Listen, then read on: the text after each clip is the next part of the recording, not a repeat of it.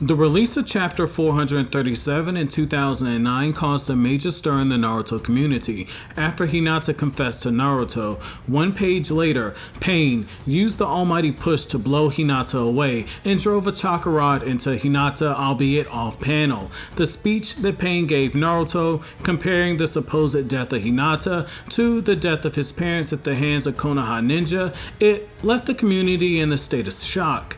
Was Hinata truly dead, or could she still be alive? It made for countless discussions in the weeks ahead. In the next chapter, we saw Hinata thinking of Naruto as he transformed into the Kyuubi, but it wouldn't be for another few weeks before we knew for certain that she was still alive. However, what if this never happened? What if Hinata had indeed died? How would the Naruto story change? Would it be for better or would it be for worse? In today's edition of Naruto What If, I plan to look at just that scenario. In order for this to happen, we must go back to the events of chapter 437. Instead of driving one chakra rod into Hinata, Pain would stab her twice, with the second going through her throat for good measure. Seeing Hinata die in such a brutal fashion will leave Naruto more enraged than he originally was. In the manga, Naruto went from the 4th tail all the way to the 6th tail, but in this scenario, Naruto would sprout an extra tail after breaking the necklace that's around his neck. Chakra so dense and filled with bloodlust would reach all the way to Sakura and the others. However, instead of learning that Naruto sprouted 6 tails, she would learn that Naruto had gone into a 7-tail state.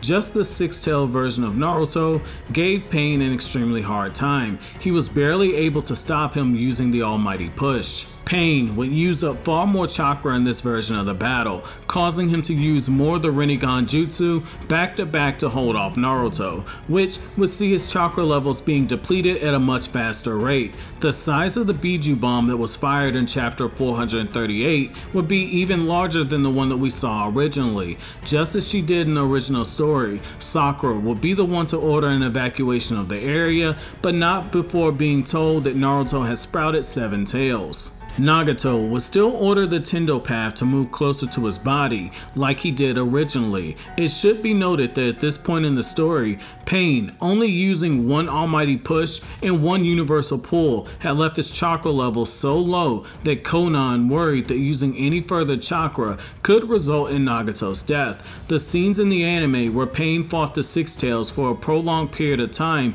are filler, which run inconsistent with the narrative of the manga, and for that reason it will be ignored in this scenario. Nagato would have blood running down both of his nostrils as he exerted more chakra than he did originally when he used Chubaku Tensei to capture the Kyuubi. In the manga, it is implied that Naruto sprouted the 7th and 8th tails while being trapped inside of Chubaku Tensei, since we see small chunks of Chubaku Tensei being broken apart and the Diva Path has a concerned expression on his face. Given that information and the fact that Naruto would already have forced Nagato to expend more chakra than he did originally, Nagato would begin to scream as the blood poured from his nose as he used even more chakra to contain the 7-tail version of the Kyuubi in this jutsu. Konan would be shouting for Nagato to stop, but he would stubbornly continue since he was so close to capturing the Kyuubi. This would force the 8th tail to appear a little sooner than it did originally, which means that Minato would appear in just enough time to prevent Naruto from ripping off the seal to the Kyuubi's cage. After the conversation with Minato, the events of chapter 441 would unfold drastically differently. Team Guy would arrive at Hinata's location, but the mood would be much darker than it was originally. Tintin would look at Neji with a grim expression before she shook her head, stating that Hinata's wounds were mortal and that she was dead. Katsuyu would inform Naruto that his Kyuubi transformation didn't result in any casualties, but Pain did indeed kill Hinata. The battle against Pain would continue as it did originally. However, Naruto, as he rushed off to find Nagato, another change would occur in the Naruto story. After arriving at Hinata's location, Sakura would look down at Hinata as the life expired from her eyes and something would twist inside of her heart. She would think to herself, If only she had used that jutsu. Perhaps she could have aided Hinata enough to free Naruto without it costing either of them their lives. The village, it had been destroyed. There was no point in storing up any more chakra in her forehead. She wanted to trust in Naruto's power, just like she told Hinata to do back in chapter 382 when they fought Tobi for the first time. Naruto had told everyone to stay away while he fought Pain, and Sakura, she had trusted him. Now, she saw just what that trust had cost her. Their classmate was dead because Hinata realized what Sakura hadn't. No matter how strong Naruto was, there were some things that he couldn't do alone, and defeating Pain in a situation like this would have been one of them. After Naruto defeated Pain, he would be more emotionally charged as he spoke with Nagato. However, given he'd already been told that Kakashi was dead, the death of Hinata, a character who he barely had any interaction with, wouldn't sway him any further down the road of hatred. This would lead to important changes in the story, most notably being the Rinne Rebirth Jutsu. Because Nagato would have used up considerably more chakra than he did originally, he wouldn't have enough chakra to perform the Rinne Rebirth Jutsu. As Nagato attempted to summon the King of Hell, his chakra would run out completely, which means, given his stamina was already low at this point, Nagato would kneel over and die. This would lead to quite a situation for Konan. Would she be overcome with emotion to the point where she would fight Naruto? After all, Nagato would have died trying to do the right thing, but he never would have accomplished his feat.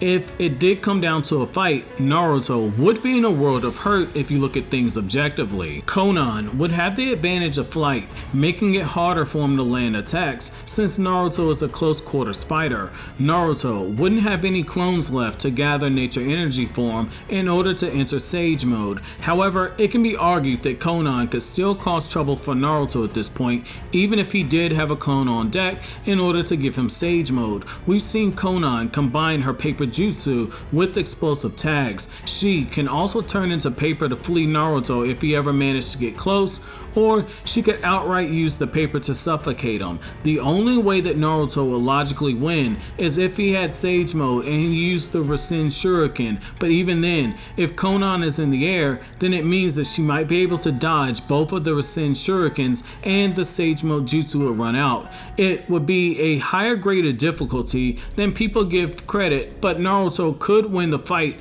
but it would be an extremely high grade of difficulty. However, I don't think that it would come down to a fight. Konan would more than likely respect Nagato's wishes, since he did say he would go on believing in Naruto. This would lead to a much different mood afterwards. Naruto would likely pass out from exhaustion like he was about to in chapter 450 before Kakashi caught him. This would mean that either a search party of Konoha ninja would be out looking for Naruto, or over time Naruto would recover enough of his stamina to finish the journey back to Konoha. The mood in the village would be less celebratory. Those who were killed in Pain's invasion would stay dead, meaning that Shizune, Kakashi, and Hinata would all be dead. Instead of hugging Naruto out of relief, Sakura's tears would be filled with sadness as she told him about Hinata and Kakashi's deaths, to which Naruto would simply nod his head. The heavy death toll, as well as the destruction of the village, would give Danzo all the more ammunition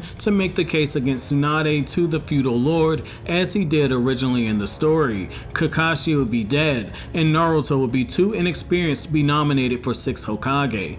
Danzo would still be named the 6th Hokage by the feudal lord. Meanwhile, upon learning of Kakashi's death, Obito would take back his Sharingan, giving him both of his Sharingan eyes. Given the stance that Yamato took originally, I believe that he would be even less likely to agree to have Naruto travel to the Raikage to beg for Sasuke being pardoned, and Sai would be less likely to be convinced to side on the side of Team 7, given the fact that Kakashi played a huge role in this. This would mean that the Raikage would arrive at the summit without being stopped by Naruto. Because Sai is watching Naruto, this would leave Shikamaru to tell Sakura about the decision decision of the Konoha 11 to kill Sasuke without the input of Team 7, but he's coming to her as a courtesy. Sakura would then tell Shikamaru that she will be the one to tell Naruto the news about Sasuke. However, this is where another major change occurs. Naruto still being in the village would mean that Obito would have to sneak back into Konoha to speak to Naruto, which he would still go on to do, given he wants to manipulate the situation as he originally planned. The sight of the black and red robes outside of Naruto's apartment would cause Sai to spring into action, but he would be killed swiftly by Obito. Hearing the commotion outside would cause Naruto to come face to face with Tobi. Just as he did originally, Naruto would form a Rasengan, but with Obito now in possession of both of his Sharingan, he would simply warp it away using Kamui. Obito would then hold up a hand, telling Naruto he merely wished to speak to the man who defeated Nagato, which would then lead to Naruto bringing up Sasuke, which would then cause their conversation to unfold as it did originally, albeit Naruto wouldn't be restricted by the wood-style jutsu like he was by Yamato in the original story. As Naruto and Obito spoke, Sasuke's battle with the 5 Kage would unfold all the same, with Obito arriving in just enough time to save Sasuke's life, which would then lead to him declaring war and Sasuke killing Danzo. If Sakura did leave the village alongside the small team that's assembled to fight Sasuke, then I believe she would still go on to betray them. If this does indeed happen, without Kakashi and Naruto there to save her, Sakura would likely be killed by Sasuke, who would then go on to demand to Obito that he wants Itachi's eyes so as he can awaken the power of the eternal Mangekyo Sharingan. Back in Konoha, things will become even more tense. Danzo, the man picked by the feudal lord to become the 6th Hokage, had just been killed by Sasuke, who was a rogue ninja of the village. Also, the death of Sakura would cause the remaining Konoha 11 to hate Sasuke all the more. However, Tsunade would wake up in enough time to retake the position of Hokage, but Danzo's actions as the interim Hokage would be irreversible. The 5 Kage would be leading the 5 great nations to war, and Sasuke will be viewed as a criminal, far beyond her power to save. I do believe that upon hearing that Sasuke attacked the 5 Kage summit, managed to kill the 6 Hokage candidate in Danzo, and then turned around and killed Sakura Haruno, that Naruto would go on to train to master the Kyuubi's power, even more so when he learned that the Konoha 11 had planned to be the ones to kill Sasuke, and Naruto was still genuinely trying to bring Sasuke back to the village, and doing so outside of his promise to Sakura, since as stated by Shizune, it was something that Naruto felt passionate about doing, irregardless of his promise to Sakura. Naruto Uzumaki would want to leave no stone left unturned, wanting as much power as he could muster to bring Sasuke back to the village and to end the ninja war all by himself. From here, there would be a few small changes, but the most notable one would be that Guy would likely be chosen to lead the 3rd company, since Kakashi would be dead. Sai also wouldn't be in the vanguard, which means that he wouldn't be able to use his ink birds to help the team fly over the terrain, hoping to find out the different members who are Edo Tensei who are approaching the battlefield. Finally, a random Nedic would be chosen to run the medical division, since Shizune and Sakura were both now dead. Where things get truly interesting is in the battle where the 3rd division fights the 7 ninja swordsmen of the mist as well as Haku. Given that these ninja who are on the battlefield at this point, the only person who will be of any real assistance to Might Guy in this battle will be Rock Lee. Kakashi played a major role in the defeat of the 7 ninja swordsmen of the mist. After all, it was Kakashi who came up with the plan for how to bind their movements and how to seal them away. Guy didn't offer any real input, and the others who were on the battlefield were too overwhelmed by the 7 ninja swordsmen to think properly to come up with a plan. It should also be noted that in the manga version of this fight, Guy didn't use any of the inner gates. It's for that reason that I think an epic battle would likely ensue. Guy needed the 7th gate to fight Kisame and defeat him, but Here, he will be facing several enemies with incredible skill in Hack's Jutsu, given the various abilities of the 7 ninja swordsmen, who will be making use of Zabuza's hidden mist jutsu. Guy at the 7th gate would be pushed to a standstill if Guy couldn't bring down the 7 swordsmen in fast enough succession for the ceiling team to do away with them. Then it will require Might Guy doing the unthinkable, just like his father Dai did. In my opinion, because we don't know how specifically the battle occurred between the enraged Kakashi and the 7 ninja swordsmen, I believe a strong case can be made for Guy being forced to open up the 8th gate and trusting Rock Lee to inherit his will of fire in the process. Kakashi, going on his rampage using over 1,000 ninjutsu in the battle, took over 40 chapters in the manga just for the 3rd division to get the 7 ninja swordsmen down to 1 Edo Tensei swordsman by the events of chapter 566. Guy, going into the 8th gate, likely cuts down this time, but it should be worth noting that the 8th gate only stays open for a very short period of time, and it doesn't last nearly as long as the anime made it appear to. The 1st, 2nd, 3rd, and 5th divisions would still be ordered to back up Naruto and B, but it should be noted that they arrived much later on in the story after the order was given. Naruto and B were already fighting 6 transformed Jinchuriki at the time of the order. Originally, Kakashi and Guy speed blitzed all the way over to the battlefield before the other divisions could link up like they had been ordered to. This is where things get tricky. If Guy did indeed have to use the 8th gate, then this would make it even less likely that Lee will lead the 3rd company and Kankuro's vanguard unit. If this is the case, then Naruto finds himself in a world of trouble. The 8 Tails had ordered Naruto to retreat alongside B so they could rethink their plan because the tide of battle was shifting against them. Naruto had stated that he was unable to move when Obito was about to capture him. The only reason he wasn't captured is because Guy and Kakashi showed up to save him at the last minute, and Obito accused them of using Naruto as bait. I do believe that Lee would go on ahead because the 3rd company would still have one major taijutsu specialist, Taijiki, from the hidden cloud village. Lee would arrive in just enough time to save Naruto from being captured. Lee would free Naruto from his bindings, but the battle ahead would prove to be a very difficult one. If we assume, as I do, that Obito had taken back the Rinnegan so as to use the Jinchuriki that he collected in battle as well as to summon the Gedo statue to seal away Naruto and B, then the 6th pass of Obito would be in this fight. However, on the other hand, if we assume that Obito goes into battle with both of his Sharingan, then it stands a really high probability that Obito is declared the winner of the fight. Very low difficulty since he can spam Kamui from close and long range on top of making himself intangible for 5 minutes, and without Kakashi there to counteract the Kamui, it makes it very hard for someone to defeat him in the battle. Going with the first scenario where Obito has the Rinnegan, Naruto will be running low on chakra like he was stated to be in chapters 567 and chapter 568. B, on the other hand, would be in his transformed state, and he would be getting thrashed around by the 4 Tails after fighting off the 5 Tails in an intense battle. Rock Lee would stand little to no chance in the battle, even if he goes into the 6th gate, especially if he's fighting alone, which he would be in this scenario. Kakashi, using the Shadow Clone, and Guy were barely able to stay alive during this fight.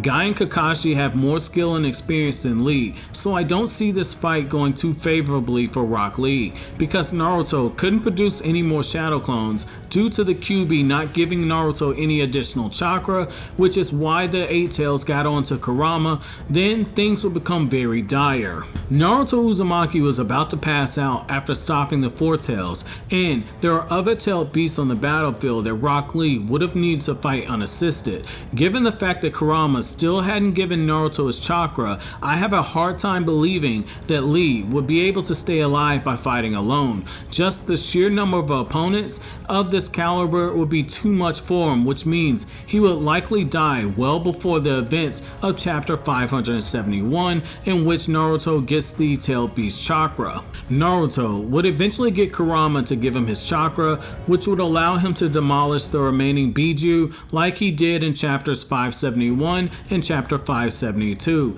In the battle that follows, Naruto, with the full power of the Kyuubi, would be able to prove quite the challenge for Obito, though it should be noted that the full power of the Kyuubi in this scenario is only the one half that Naruto has. It should also be noted that Obito was being pushed by Naruto's new power and how easily he was able to defeat his 6 paths, while Obito did regain the upper hand while fighting Naruto, B, Kakashi, and Guy as he was in the manga. I do think that there are 2 paths that could be taken in this scenario.